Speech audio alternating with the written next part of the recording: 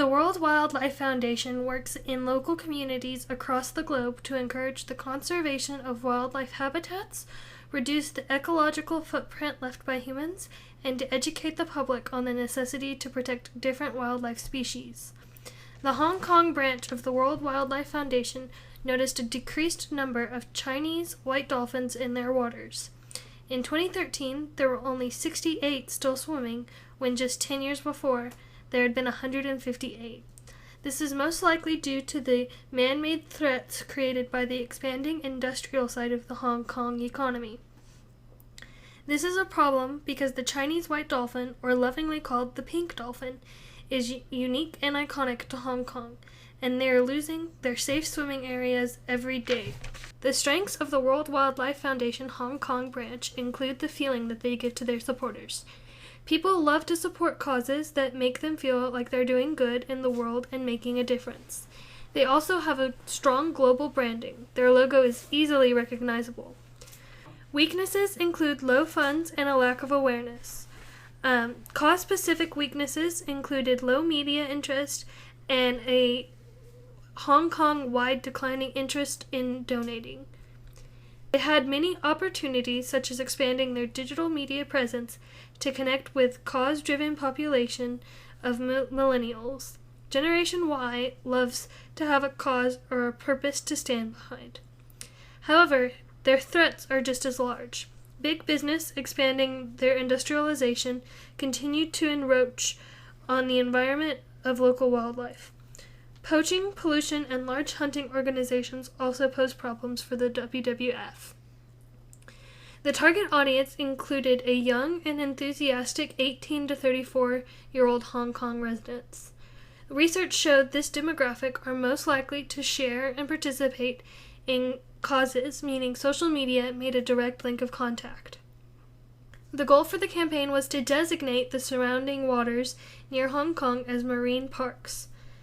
The objectives were to gain 9,000 signatures on a petition to designate marine park space. They earned 52,000 signatures. Another objective was to spread awareness of the issue with Hong Kong citizens. They reached 3.8 million Hong Kongers, more than half of the population. They even managed to increase the average donations made by citizens. They used several good strategies, including partnership, philanthropy, activism, and publicity. For partnerships, they partnered with many different local news and international news stations such as CNN, MSN, Fox News, Hong Kong Daily News, the BBC. Their philanthropy, they solicited donations to help raise money to organize their events, where they had videos, they had a website. They even entered a 19-year-old dolphin named Ruby into the Miss Hong Kong pageant.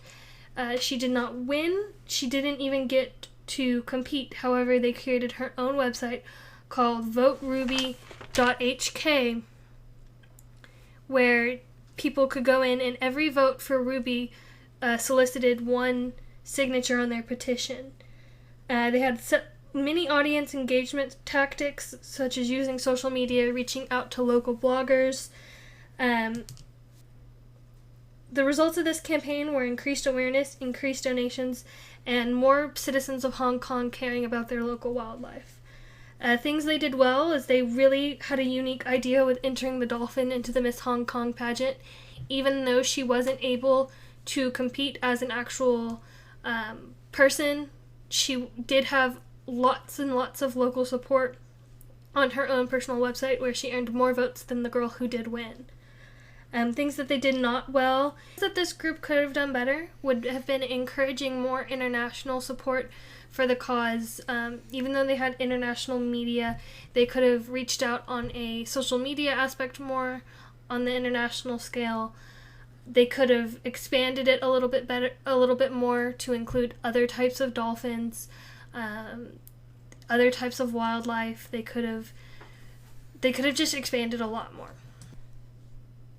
Another good tactic that they could have used would have been to strengthen their relationship with the Miss Hong Kong pageant and see what they could have done to actually get Ruby to be able to compete as a regular contestant.